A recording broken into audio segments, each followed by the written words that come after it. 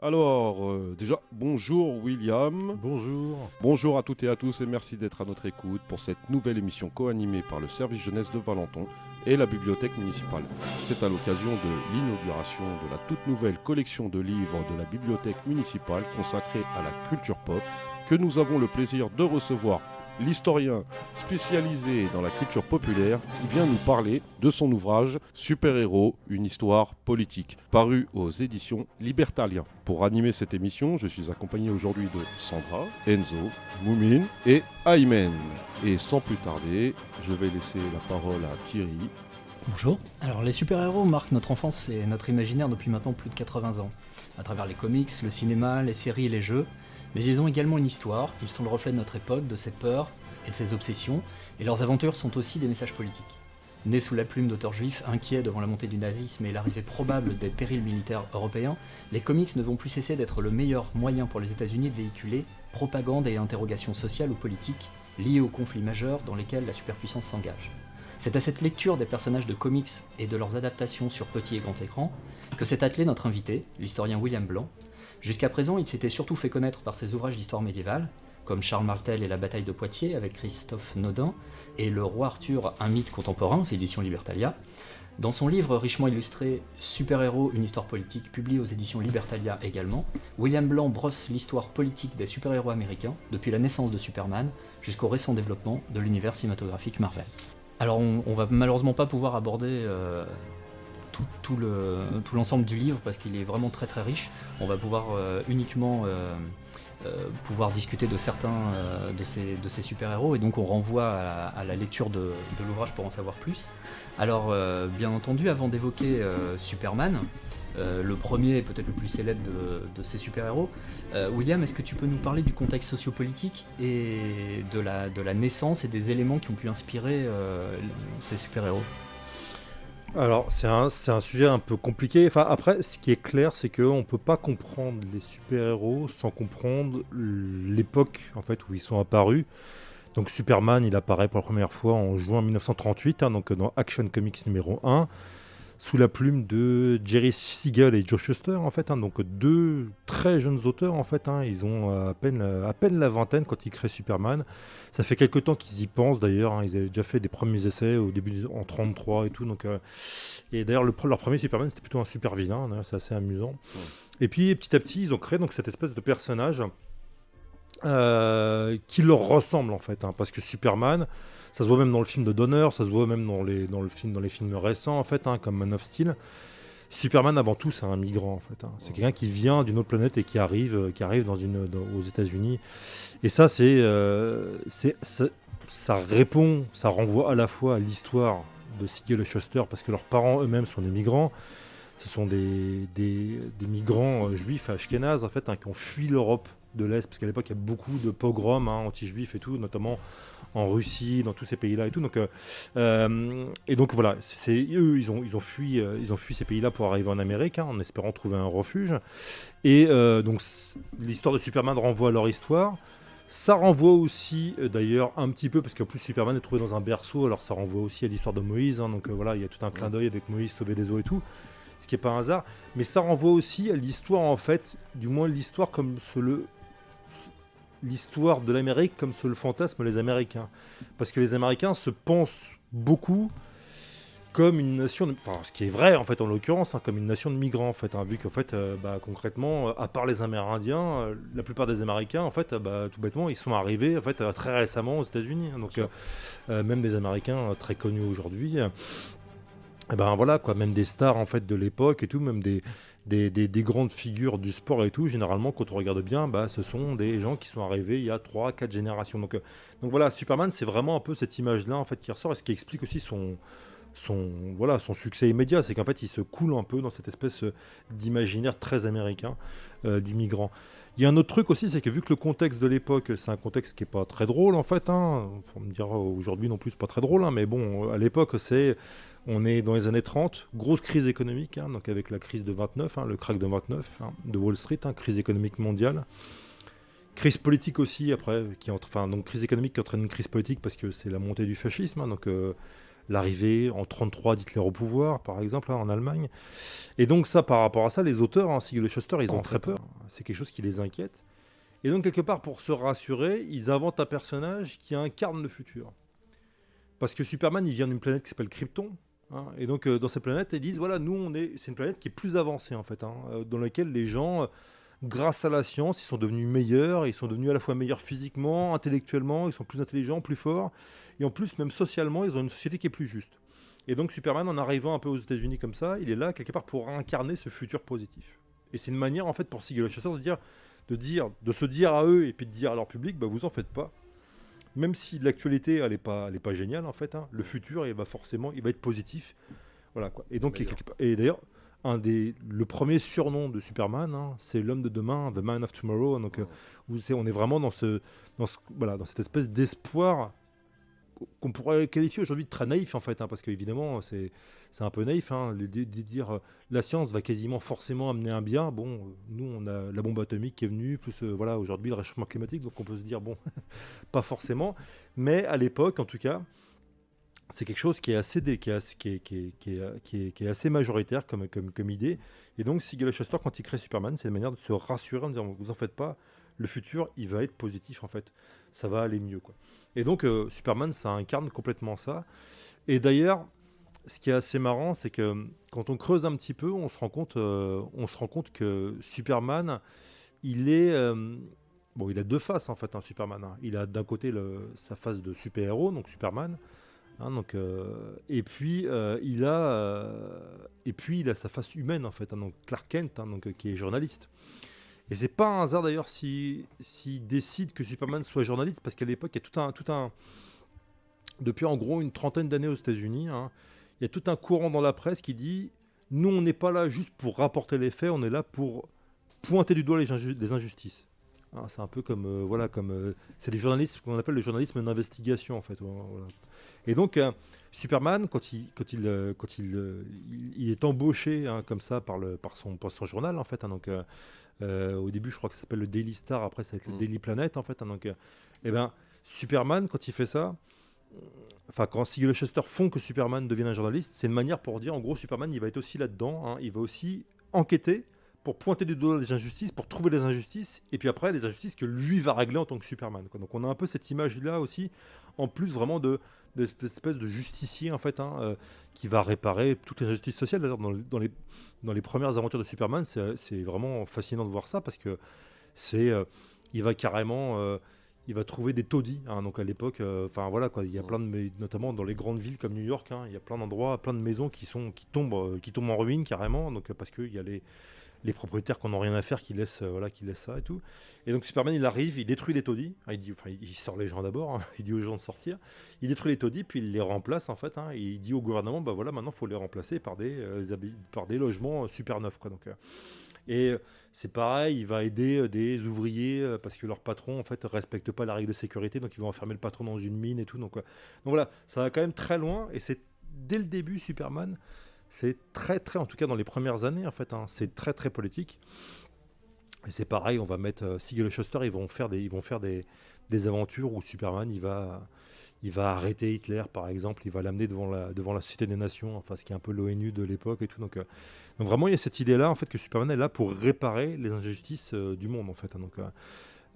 Et quelque part, ça incarne aussi Superman. À travers ça, il incarne un peu l'Amérique comme Siegel et Shuster rêveraient qu'elle soit, en fait. Voilà. Une Amérique qui serait à la fois hyper puissante, mais en même temps qui serait là, non pas pour envahir d'autres pays, mais pour, en fait, régler, en fait, les problèmes du monde. Voilà. Donc, et Superman, ça va constamment être un peu ça, quoi. Il y a constamment cette histoire qui va le suivre dans tous les films. On va voir cette espèce d'image-là, en fait, de Superman qui va régler un peu les problèmes du monde. Et donc, c'est quelque part un peu l'image de l'Amérique qui se fantasme elle-même, quoi, en fait. Et en même temps, dans ton ouvrage, tu montres un moment qui a tout de suite une ambiguïté, en fait, sur le caractère du surhomme. D'ailleurs, c'est très bien montré dans une des illustrations, où on voit Superman, je crois que ça fait vraiment dans les premières années, en train de soulever une voiture et qui fait fuir tout le monde autour d'eux. Ouais, ça c'est en effet, c'est le problème dès le début du concept du surhomme, c'est qu'en effet, c'est quelqu'un qui est capable... Mais même, c'est quelque chose qui est compliqué, parce que c'est quelqu'un qui est capable de détruire, en fait, une ville en fait, en un claquement de doigts. Donc... Et ça, on le voit d'ailleurs dans un film récent, quand il y a Superman contre Batman, en fait. Superman contre Batman, si vous regardez bien, c'est Batman qui dit mais c'est qui ce type-là en fait, hein. Ce Oui, type-là c'est en fait, il arrive, il est capable, alors en se battant contre des méchants, des méchants de Krypton en fait, hein, mais ce type-là il est capable de détruire une ville, donc il faut absolument l'arrêter quoi. Donc il a trop de puissance en fait, il a trop de pouvoir en fait, hein.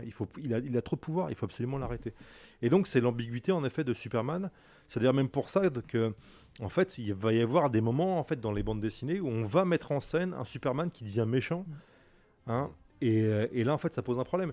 Tout comme il y a un jeu vidéo qui est adapté en comics, hein, Injustice, en fait, hein, je sais pas si Injustice, c'est la même chose, c'est Superman qui, parce que sa compagne Lois Lane a été tuée par le Joker, en fait, hein, donc qui a employé une bombe atomique sur Metropolis, en plus, si je me souviens bien, et ben Superman, là, il décide concrètement, il dit bon, bah, ça suffit, maintenant, voilà, maintenant, je vais prendre les choses en main, et puis je vais arrêter tous les super vilains, et puis voilà, quoi. Et donc, il impose une quasi-dictature, et là, évidemment, ça pose un vrai problème en fait, hein. Qu'est-ce qui se passe en fait quand cette espèce d'hyperpuissance qui représente l'hyperpuissance de l'Amérique en fait, hein, elle a plus de contrôle en fait, elle perd tout contrôle par rapport à elle-même.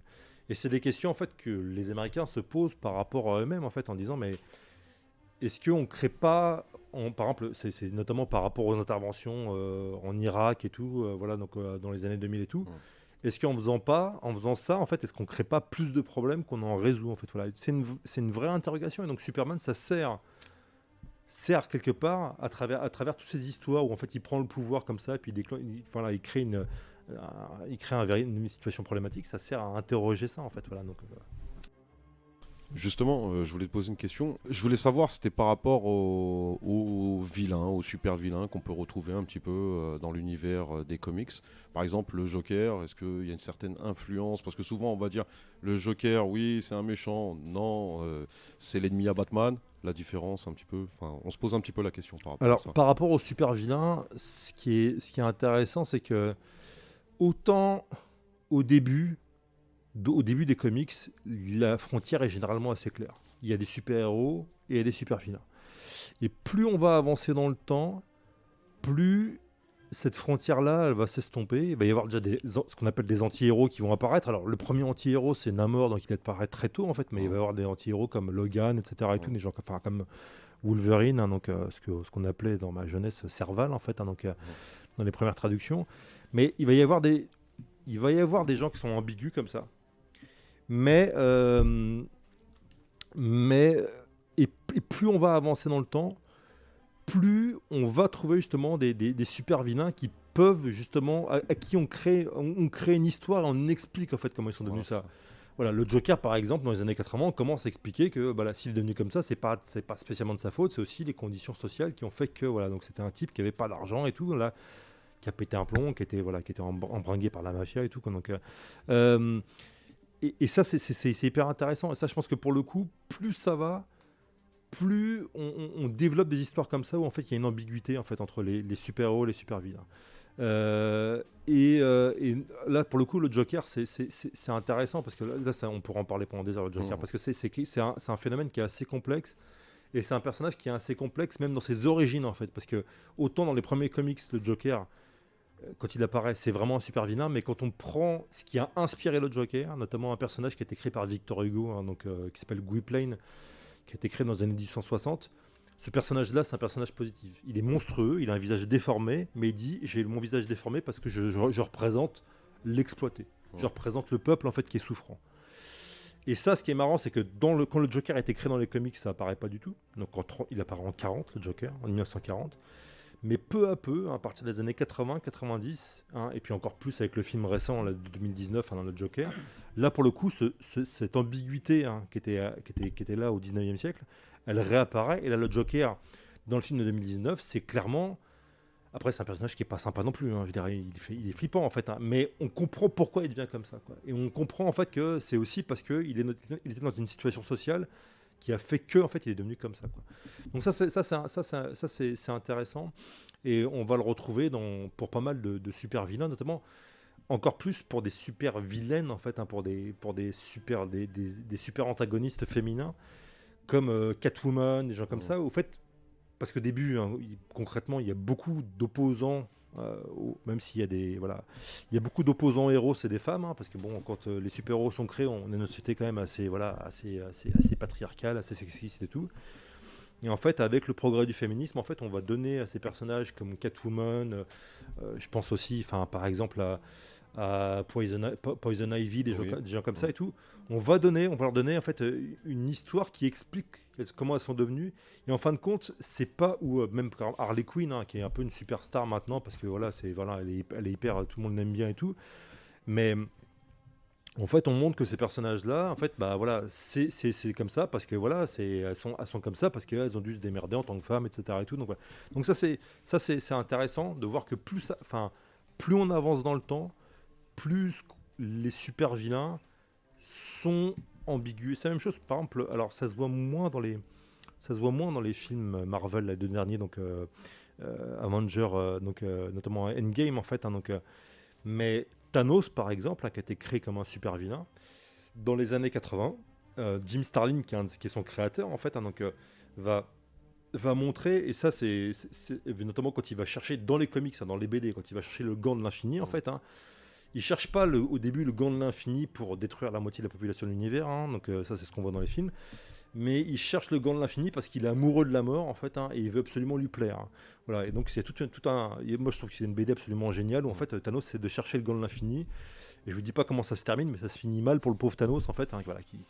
Et puis après il pète un plomb, il décide de détruire la moitié de l'univers, et puis là évidemment ça se passe, donc c'est grosse baston et tout, voilà. Donc, mais c'est intéressant, c'est qu'en fait dans les années 70-80, les auteurs ils ont commencé de plus en plus à vouloir montrer des personnages, des vilains ambigus en fait, où on était, on sait pas, ouais d'accord, ils sont pas cool, mais en même temps mais on les aime bien aussi. On les aime bien, et puis en même temps on explique pourquoi ils sont comme ça, etc. Et tout. Donc voilà. Je reviens 2 secondes sur Superman, ouais. Après on passera peut-être à Batman du coup. Mais cette foi inébranlable en l'avenir qu'a représenté donc, Superman, comme tu l'expliquais au début, tu montres bien aussi dans l'ouvrage que ça va s'écorner en fait, au fur et à mesure des désillusions en fait, de cette démocratie américaine, et notamment dans les années 2000 et le 11 septembre. D'ailleurs tu montres une image assez étonnante.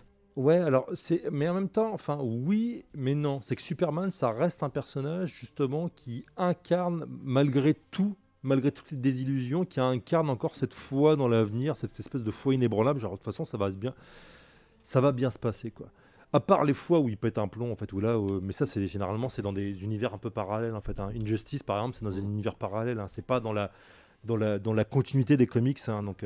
Mais ça reste quand même un personnage qui est extrêmement positif. C'est pareil là, il y a une série moi que j'aime bien, qui s'appelle Supergirl en fait, qui est sur CW en fait, et Supergirl c'est la même chose en fait, mais version fille en fait, c'est vraiment le personnage, la fille positive, etc. et tout, qui essaie de résoudre les problèmes et tout, qui est foncièrement progressiste, qui va protéger les aliens. Il y a des extraterrestres immigrés, elle les protège, etc. et tout. Donc, contre une espèce de néo-Trump là, voilà. Donc, je crois que c'est dans l'avant-dernière saison, c'est comme ça et tout. Donc, il y a tout un truc comme ça en fait.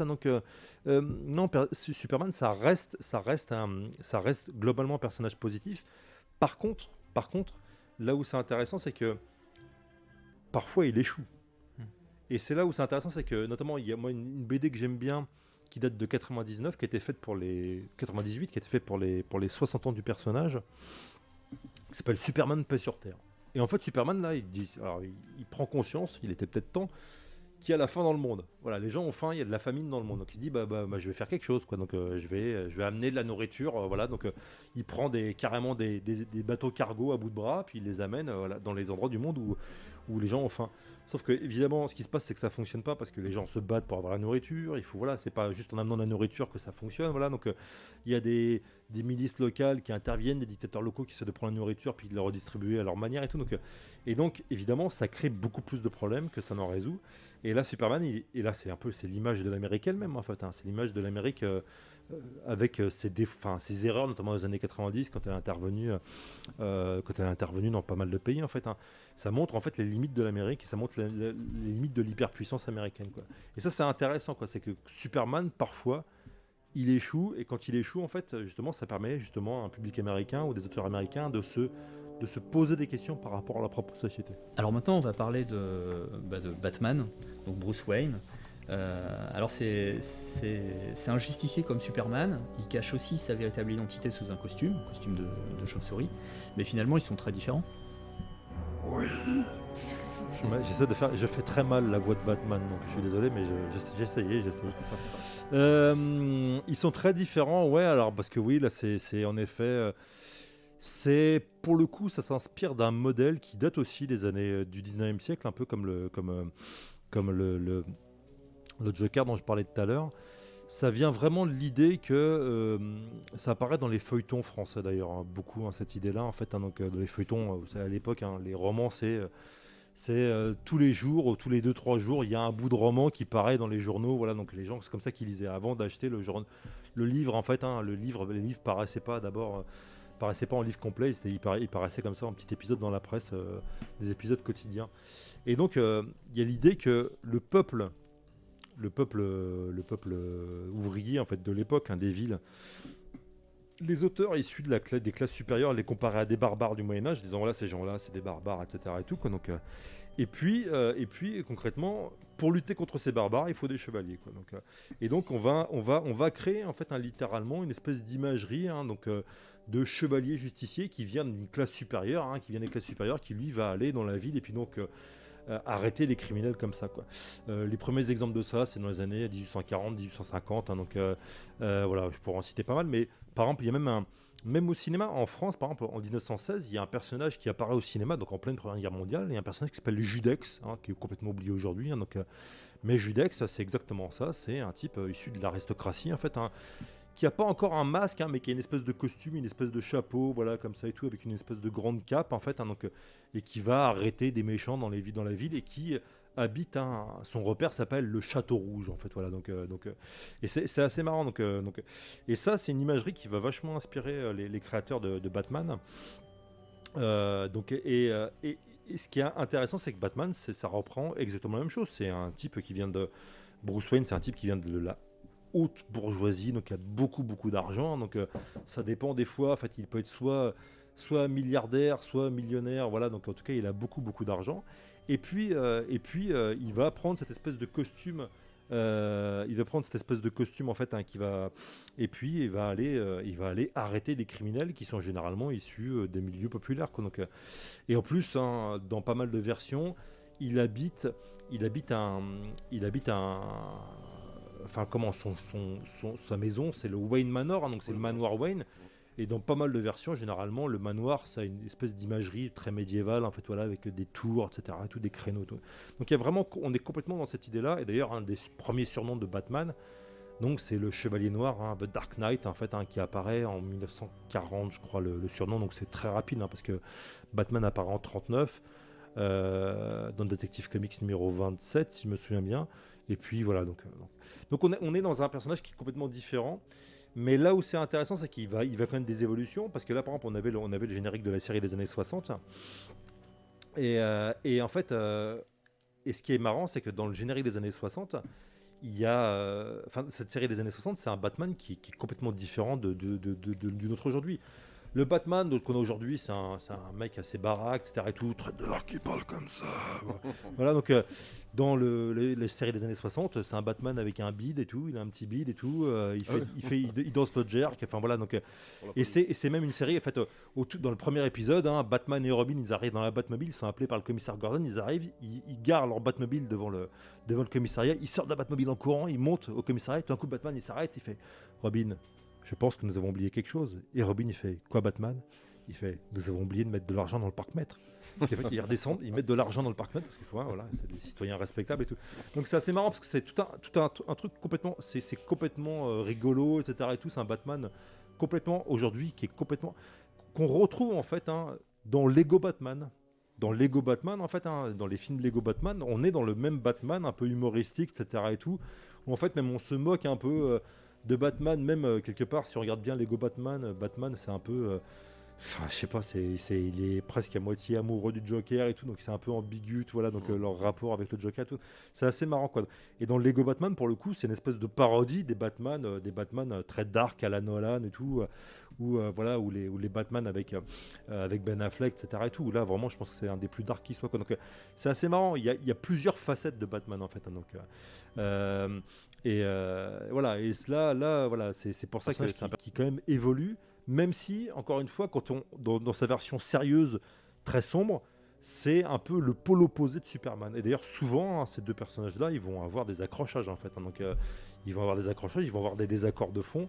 Et ce qui est assez marrant, c'est que Batman, c'est un peu aussi le parano, mais en même temps, le parano dit voilà, attention, il faut faire attention, là, tu t'interviens trop, Superman. Là. Donc, ça, c'est pour le coup, c'est un débat. Ça, on pourra en revenir aussi on pourra revenir là-dessus dans Captain America, mais ça renvoie à des débats très américains sur la limite de l'État, la limite du gouvernement, qui sont des débats qui sont aussi anciens que l'Amérique, hein, donc qui datent de la Révolution américaine. Hein, donc, je crois qu'il y avait une question. Oui, Moumine, il voulait poser une question. Vas-y Moumine. Bonjour. Bonjour. En fait, tout à l'heure, vous parliez de Superman. Vous avez dit que Superman, il représentait cette foi inébranlable pour les Américains. Ouais, dans l'avenir, Et ouais. à l'inverse, Batman, il représente quoi? Il représente, en fait, Batman, il représente une manière de dire autant Superman, c'est en gros, on aimerait bien que la réalité soit comme ça. L'idéal, c'est ça, en fait, voilà. Et Batman, c'est la réalité, c'est ça, et voilà, il faut la prendre en compte, quoi. Et par exemple, il y avait une phrase, je sais plus qui la disait, en fait, hein, mais qui disait bon, Metropolis, c'est New York le jour, et Gotham City, c'est New York la nuit, en fait, hein, donc. Et il disait ça, je pense que c'était en référence, parce que dans les années 70, 80, 90, New York, c'était vraiment une ville extrêmement dangereuse, avec un taux de criminalité absolument énorme. Il y avait 3 ou 4 morts par nuit, en fait, dans New York, donc c'était vraiment... et donc, il y avait vraiment d'un côté cette ville où, en fait, tout était possible le jour. Voilà, c'était une ville, c'était un peu la ville lumière, voilà, où il y avait pas mal de choses qui se passaient, plein d'argent, voilà, plein de créativité et tout. Et la nuit, c'était une ville très sombre, voilà, très anxiogène, quoi. Et donc Batman, ça représente un peu ces deux facettes. Voilà.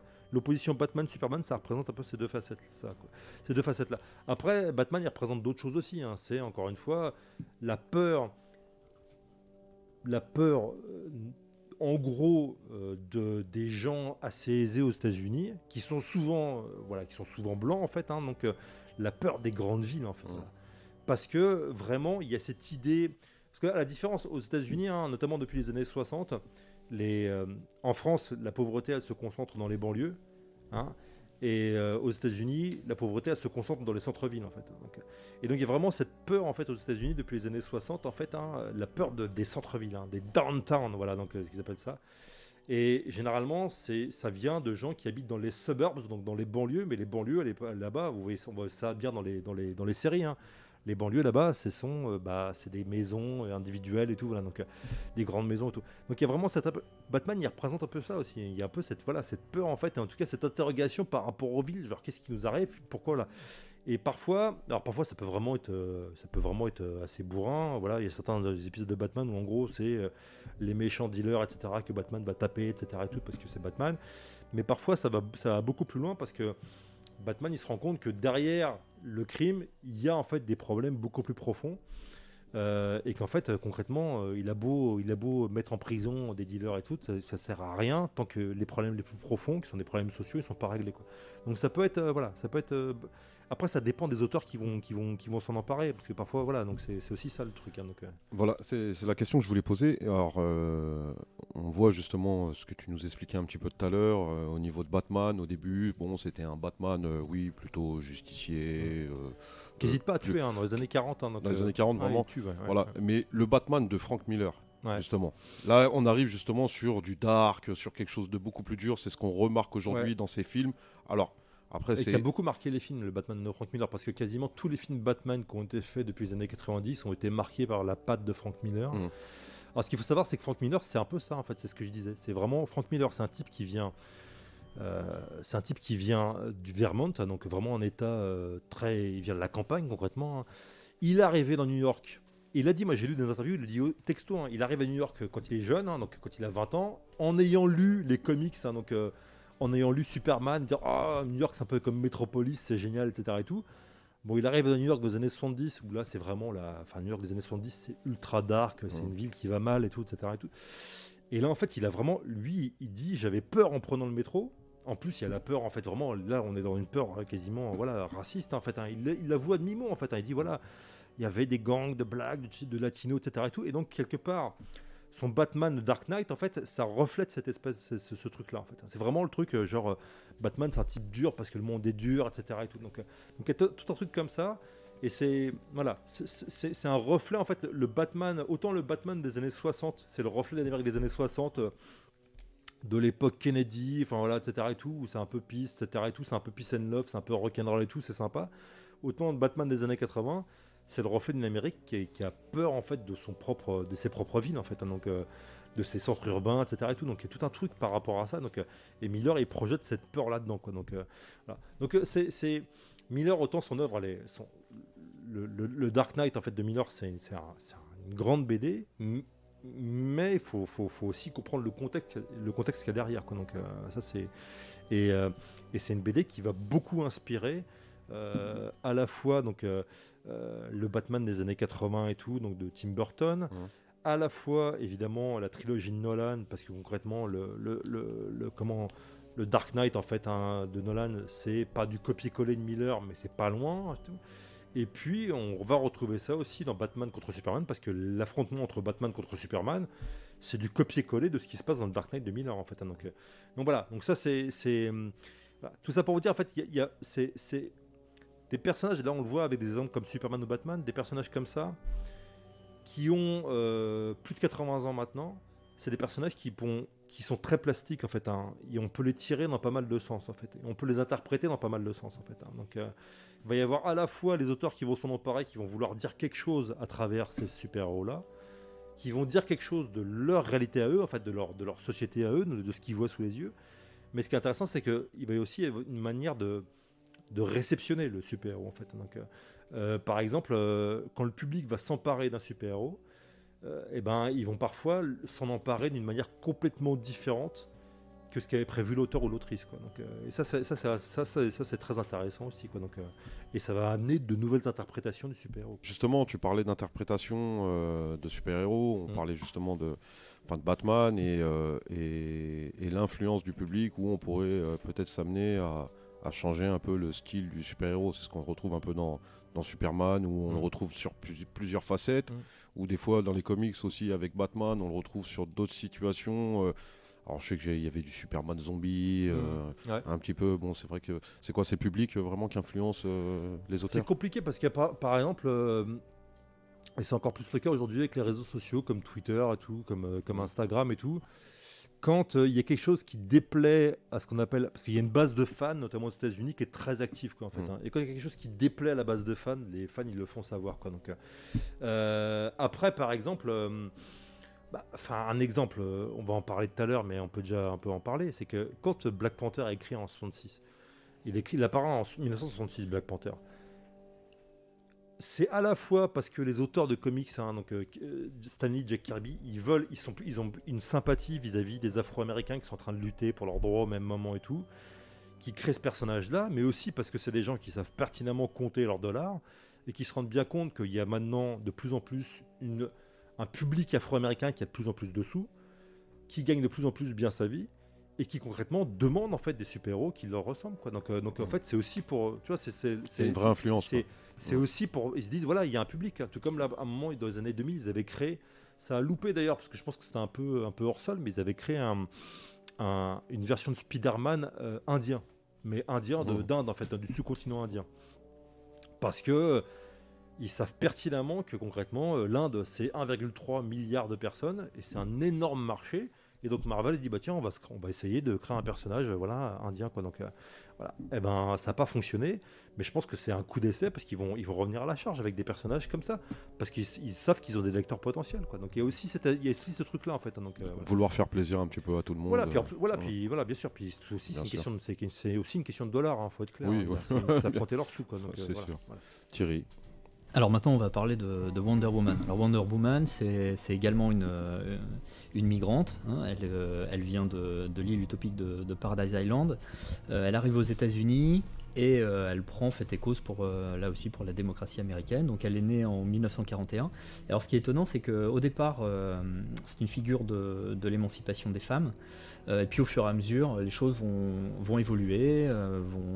Et elle va finir d'ailleurs par être fortement critiquée par des courants féministes. Est-ce que tu peux nous expliquer un peu cette évolution ? Alors Wonder Woman, là pour le coup, on est dans un personnage qui est pareil, donc on est un peu comme dans Superman, c'est un personnage qui vient d'une société futuriste, mais qui arrive aux États-Unis pour ramener quelque part son futur dans cette espèce de futur aux États-Unis, quoi. Donc, et ce qui a vraiment, elle a été créée comme un personnage féministe, hein. Vraiment, son créateur William Moulton Marston, il le dit ouvertement, il dit voilà, le futur sera au féminin, voilà, on arrivera dans une société parfaite le jour où les femmes elles dirigeront, etc. Et tout, là. Donc c'est une forme particulière de féminisme, hein, mais il y avait un peu cette idée-là en fait, en disant voilà, en gros, ce qui cause les problèmes dans le monde, c'est la guerre, c'est la violence, c'est un truc d'homme et tout. Voilà, les femmes elles seront plus pacifiques, etc. Bon, alors évidemment, c'était son opinion et tout, mais il y a vraiment cette idée-là dans Wonder Woman et très nettement, en fait, quand on lit les comics de Wonder Woman, c'est extrêmement progressiste, hein, pour l'époque. Donc ça, il n'y a pas photo, quoi. Alors, ce qui va se passer, c'est que quand les États-Unis, dans les années 50, donc Moulton Marston, il meurt en 47. Quand va y avoir cette espèce, la vague anticommuniste et très conservatrice aux États-Unis après la Seconde Guerre mondiale, donc ce qu'on appelle le macartisme, où en fait là il va y avoir une espèce de véritable parano par rapport en gros à tout ce qui était plus ou moins discours de gauche. Et ben il y a des gens qui vont tomber sur Wonder Woman en disant ah bah cette nana là, etc. et tout, elle est bizarre, attention, tout, puis c'est pas une femme au foyer, parce qu'en plus autant pendant la Seconde Guerre mondiale on disait voilà, les femmes faut qu'elles travaillent, il faut même qu'elles s'engagent dans l'armée, c'est important et tout. Là, à partir des années 50, on dit bon, il faut que les femmes maintenant elles rentrent à la maison, voilà. Donc, et là, évidemment, dans ce cadre-là, Wonder Woman, elle collait plus du tout, donc elle a été vraiment mise sous une espèce de chape de plomb. Et puis, elle va revenir en force dans les années 60-70, où là, pour le coup, les féministes de cette époque-là, vraiment il y a un grand courant féministe, hein, qui se monte dans les années 60. Hein, donc, les féministes vont, même des féministes très connus, hein, donc, comme Gloria Steinem, en fait, hein, vont vraiment prendre fait et cause pour Wonder Woman en disant voilà, ça c'est un personnage dont on a besoin de nous femmes parce qu'on n'a pas beaucoup de personnages très positifs auxquels se référer dans ce monde d'hommes, donc voilà, on en a besoin, quoi. Donc il va y avoir un retour en force de Wonder Woman et d'ailleurs même la série télé, hein, donc des années 70 avec Linda Carter, pour le coup, ça s'inscrit dans cette espèce de redécouverte, hein, de retour en force de Wonder Woman, en fait. Hein. Donc, à l'époque, hein, il n'y a pas beaucoup de super-héros qui ont des séries télé, en fait. Hein. Donc, il y a eu Superman dans les années 50, il y a eu Batman dans les années 60, et il y a Wonder Woman dans les années 70, en fait. Hein. Donc, et puis, juste à côté, il y a Hulk, en fait, hein, qui a une série aussi. Donc, c'est le seul personnage Marvel à avoir une série télé, avec Lou Ferrigno notamment. Donc, mais sinon, en fait, voilà, là pour le coup, c'est assez rare, en fait, hein, donc, d'avoir des super-héros qui ont des séries télé. Et Wonder Woman, elle fait partie du lot parce que c'est un personnage qui est très très très populaire, en fait. Et puis, puis ça va aller crescendo, en fait. Hein, donc, même si aujourd'hui il peut y avoir des critiques, hein, en fait, voilà, mais ça, on pourrait en parler pendant des heures, quoi. Mais nettement, en fait, aujourd'hui, c'est une icône féministe, hein, Wonder Woman. Il y a pas, parce que même quand il y a eu les manifestations contre, ça j'en ai mis dans le bouquin, en fait, des images, hein, des manifestations quand Trump a été élu, une énorme manifestation de femmes qui a eu lieu dans tous les États-Unis, en fait, avec des millions de personnes qui ont manifesté. Et il y avait plusieurs images, hein, de Wonder Woman où on voyait Wonder Woman notamment qui mettait un coup de poing à Trump, etc. Et tout. Donc il y a vraiment cette espèce d'idée, parce qu'en plus Trump était accusé, a été accusé, enfin à juste titre, en fait, hein, donc de viol, etc. Et tout. Donc voilà, donc c'est vraiment l'archétype du macho, en fait, voilà. Donc et en fait voilà, donc là on a cet usage de base, hein, de la part de gens, en fait, hein, qui disent voilà, Wonder Woman c'est notre héroïne, quoi. Donc il y a vraiment cette idée là qui est très forte. Et le film de 2017, d'ailleurs, on peut faire un parallèle parce que c'est assez marrant, parce que le film de 2017 est sorti avec le premier film, en 2017 est sorti là, donc avec Gal Gadot. Et juste après, Marvel, ils ont été obligés, hein, ça se voit, hein, ils ont été obligés de faire Captain Marvel parce qu'ils se disent voilà, on peut pas laisser comme ça. Voilà, il faut absolument qu'on ait un film avec une femme au centre et tout. Ayman, vas-y. C'est quelque chose qui me tourne par la tête. En gros, il y a un peu un esprit de compétitivité entre Marvel et DC, c'est bien ça ? Ouais, un esprit de compétition. qui date de enfin pas du tout début parce que vraiment le grand DC Comics vraiment ils sont très forts en fait dès le début et puis vraiment l'époque de percée de Marvel, ces années 60 avec le tandem Stan Lee, Jack Kirby où ils vont créer les 4 Fantastiques, ils vont créer les X-Men, ils vont créer Hulk, Thor, Iron Man, ils vont faire revenir Captain America et tout donc et c'est à ce moment-là où Marvel prend un peu. Ils vont créer aussi évidemment Spider-Man et tout. Donc c'est un peu là, à ce moment-là, où Marvel ils commencent à avoir de la puissance. Mais concrètement, dans les années 60, les comics qui se vendent le plus de loin, c'est les comics d'ici en fait. Donc d'ailleurs la preuve, les comics qui sont adaptés à la télé, à part Hulk. Les comics qui sont adaptés à la télé, c'est Superman, dès les années 50, une série Superman. Donc voilà. Donc, et Batman dans les années 60. Et Wonder Woman dans les années 70. Il faut attendre bien après. Enfin, Hulk, à part Hulk, en fait, il faut attendre bien après pour que Marvel commence même les films. Les films, concrètement, au tout début. Les films Superman, il y en a même dans les années 50. Le film Batman, c'est les années 80. Enfin, les films Superman, c'est les années 70. Batman dans les années 80 et tout. Tout ça, c'est des héros d'ici. Donc, très longtemps, des deux firmes, celle qui est la plus en vue, celle qui a le plus de puissance, c'est DC. Alors après, nous en France, on a une vision déformée parce qu'à l'époque, dans les années 80, moi je me rappelle quand j'étais ado, le truc c'est que nous on avait accès quasiment qu'aux productions Marvel parce qu'il n'y avait que les productions Marvel quasiment même, voilà. Donc en tout cas tout ce qu'on a dans des magazines qui s'appelait Strange, Titan, Nova, des choses comme ça, c'était des traductions de Marvel. Donc nous on avait accès qu'aux Marvel. Donc en France pour nous les super-héros c'était Marvel quoi. Et Superman, on connaissait pas vraiment les BD, quoi. Donc, et c'est uniquement après, en fait, qu'on a connu les BD, quoi. Mais aux États-Unis, de loin, en fait, les BD les plus populaires, les héros les plus populaires pendant très longtemps, c'était les héros d'ici, quoi. Donc, à part, Hulk, par exemple, était très populaire aussi. Hulk était très populaire, et puis Spider-Man aussi, quoi. Donc, ça, c'était voilà. Et c'est vraiment depuis. Voilà, enfin, depuis, à mon avis, vraiment ce qui aujourd'hui, si Marvel est dominant, c'est grâce au film, à l'univers cinématique Marvel, grâce au film depuis 2008, quoi. Très nettement, quoi. Donc, où là, bon, d'ici, ils tiennent pas la route au niveau des films, quoi. En fait, en termes de qualité de film et tout, il y a quand même un niveau un peu différent, quoi. Voilà, quoi. Donc, et de cohérence de l'univers aussi, quoi. Donc, ça, c'est voilà, parce que les séries Marvel répondent aux films et inversement. Donc, il y a pas mal de trucs, quoi. Donc, tout un univers très cohérent que n'a pas d'ici, quoi. Donc ils savent ça pour le coup, ils ont un peu du mal, quoi. Donc mais bon voilà, mais c'est une série même il y a même eu ils se moquaient entre eux en fait, voilà. Donc il y a même eu un truc assez marrant, c'est qu'il y a même eu une série que moi j'aime bien qui s'appelle l'Escadron Suprême, un groupe de super-héros qui s'appelle l'Escadron Suprême qui était créé par Marvel. C'était en fait un copier-coller de la Justice League en fait, donc mais c'était les mêmes personnages sauf qu'ils avaient changé les noms, donc Superman s'appelait Hyperion, Wonder Woman s'appelle Power Princess et tout, donc ouais, vas-y. Oui, Moumine. C'était pour rebondir sur la Justice League. Si je me rappelle bien, je crois à un moment il y avait une guerre de plagiat entre Marvel et DC. Est-ce que tu pourrais m'éclairer dessus, s'il te plaît ? Alors il y a eu des histoires de plagiat notamment. Alors c'est pas tant sur la Justice League que notamment sur Captain Marvel. Alors le premier Captain Marvel parce qu'en fait à l'origine, alors c'est un peu compliqué.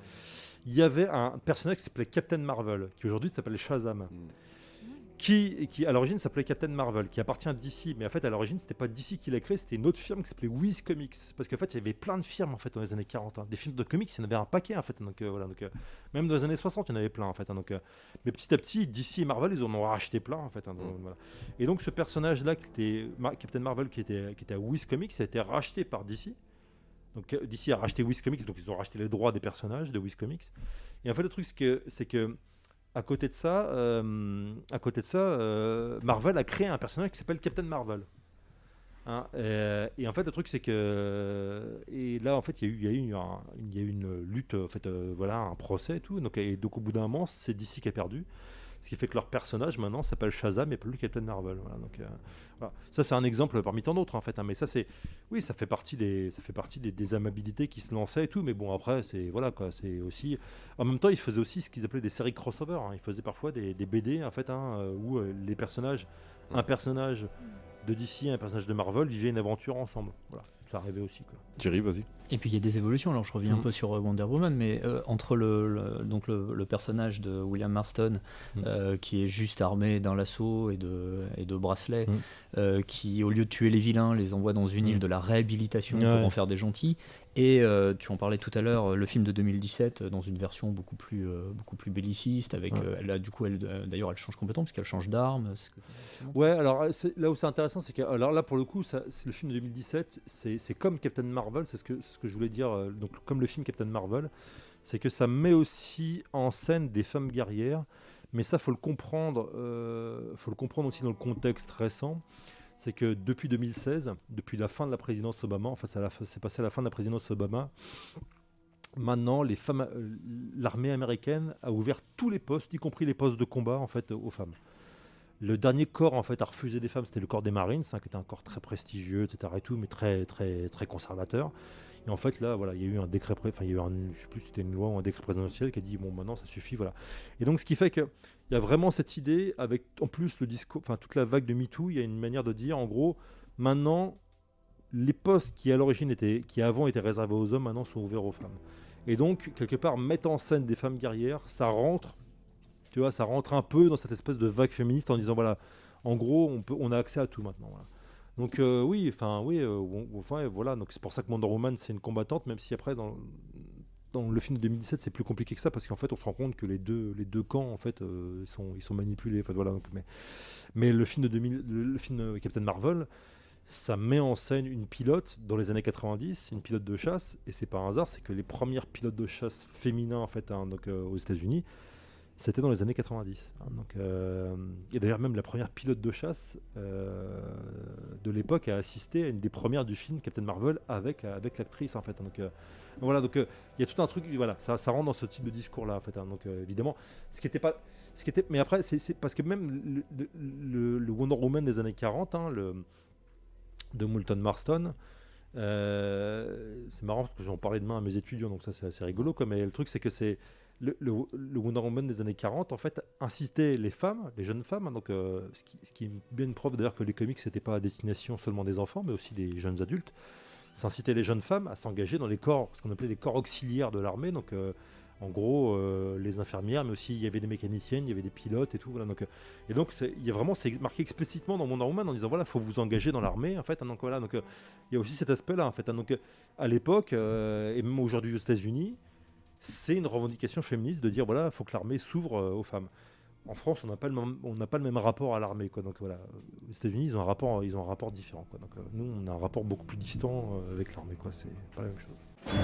Merci à toutes et à tous d'avoir écouté la première partie de cette rencontre avec William Blanc, l'historien médiévaliste spécialiste des cultures populaires. Au fil d'une enrichissante conversation, nous avons pu découvrir Superman, Batman et Wonder Woman, la frontière entre le réel et la fiction. Je vous invite à nous suivre dans la deuxième partie du podcast de la rencontre avec William Blanc pour vous parler des Avengers issus de son livre Super-héros, une histoire politique aux éditions Libertalia.